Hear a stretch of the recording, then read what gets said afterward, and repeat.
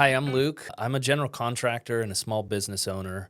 And today we're going to talk about my pro tips on when you're looking for a contractor and a design team for your residential project. So, we're going to walk you through step by step, just some basic ways to protect yourself and set yourself up for success.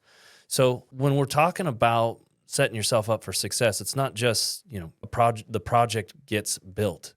It's about your experience throughout the project as well. And when you come out the other side, you want to have a good relationship with your contractor.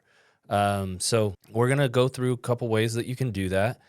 It's all in the upfront due diligence, and it's really basic stuff. So when you're planning a project and you're shopping your contractor, come up with your criteria, what you're looking for, have a budget in mind, and know what your end goal is for that project. Whether it's more space for your family, or you need a home office, or you're doing an ADU, and it's not just you're doing an ADU or an addition. How are you going to use that ADU?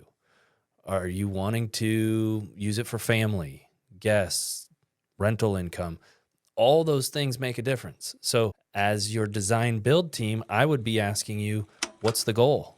What are you after? If you're after an additional income, we want to maximize that by using inexpensive materials, but durable, and maximizing space so you can pull the best rent you can for your area. So before you get into all of that, you really want to make sure you're interviewing like-minded contractors that are well qualified for your project. So what does that mean? What license do they carry? If you're doing a building project, you should be hiring a general contractor, which is a B licensed contractor. And the first step when considering some of these different companies, you're going to Google them, you're going to find them through friends and family, but you should look each one up on the CSLB website. That's step number one. That's the Contractor State License Board. Go on there, do a license check, and see the category of their license, the status of their license, and if they are carrying workers' comp, which hopefully anybody building a project of any size has employees, has a team. That's going to be part of the criteria, right? If you're looking for a good experience, you don't want to hire a one-man van to build your ADU. It's just they're going to be divided. You're not going to have the support. You're going to end up frustrated. And I would highly encourage you to find a team that has the experience, has done projects like yours, has the team to back it up, has the resources to support you through the project. So looking up their license is step one. Going through their portfolio, making sure they've done projects like yours. It's huge. You may see somebody that says, "Hey, I can build you an ADU," but have they built them before, or a house, custom home, and how many? And what's their track record? Did they finish it on time? Are they still on speaking terms with that client? So once you've established that all the contractors you're considering are well qualified, properly licensed, have the team with the service for the service that you're expecting. If you're one of those people that doesn't mind it taking a little longer and having communication interruption and not really having the support of that team, maybe you can consider a smaller outfit. But anybody who's doing a project of any size is going to be looking at a larger contracting company. And if you're at square one, I would encourage you to find a design build team. So it's under one roof. You're going to benefit in the long run. I highly recommend that. Research companies that offer the design services so that you can have that seamless approach from design through construction all the way. The next thing when you're going through vetting your contractors is making sure that you know how to decipher what's being priced out, what's included in the scope. We've talked about it on the show before with the 4 S's. It's scope, it's service, it's security, and stability. And so scope between your various bids that you're going to be getting in is going to really differ on how they specify it.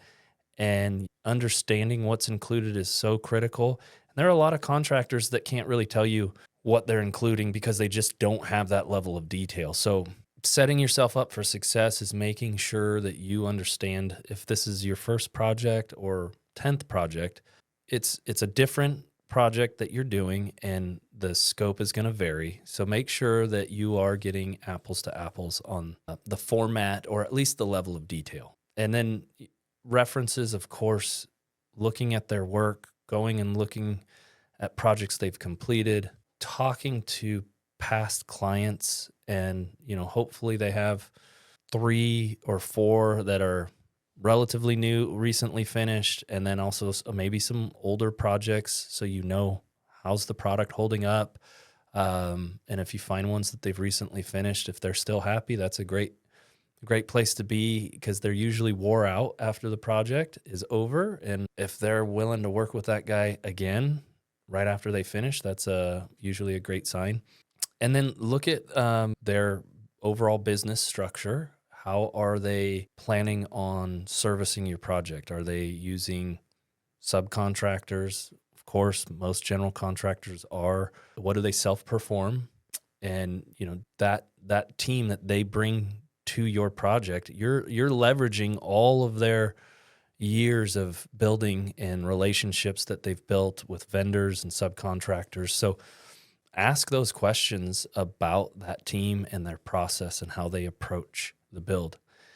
And at the end of the day, if all of those line up, if the scope, budget, service, support, all of that is there, it's going to boil down to who do you work well with, and do you have ease of communication with your team that you're planning on working with for the next 1 to 2 years.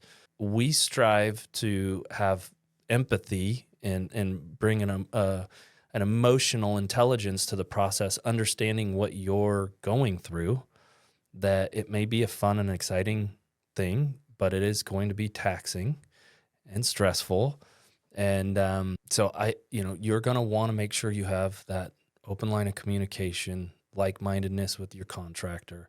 And, at the end of the day, the goal is to see your dream get built and really exceed your expectation, and just have it be as enjoyable of an experience as possible. So as you're going through these steps, vetting your contractor, it can get a little exhausting because it's like, you're doing your homework all the time. I just strongly encourage you, don't give up on that process. Don't shortcut it. Not all contractors are created equal. And so it's up to you, the buyer, to discern, is this company the right one for you? And there are far too many nightmare stories out there of people saying, hey, I would never work with that builder again. And a lot of the stuff is avoidable up front, but it's as I've talked about before, there's the deep dive that happens retroactively once something goes wrong, and that's preventable by doing it up front. So I think that's the thing we see the most with the nightmare stories, is that people skip that. So I can't stress it enough. Vet your contractor. Know what you're after up front. Know what's important to you as far as the working relationship. Of course, everything boils down to budget, and you're not going to get the best experience by picking the budget contractor. So you get what you pay for. We all know that. But if you take the time and you can get the right contractor for the right price, the right value is there, but you're going to save money in the long run by avoiding mistakes and lost time and just a lot of stress too. So I think that's it. I don't know really what else to share on that. I know it's basic stuff, but I feel like it's something that people overlook. So I hope you found this video informative. If you know somebody who's looking to start a project, please share this video with them. It will save them a lot of headache in the long run. And thanks for listening.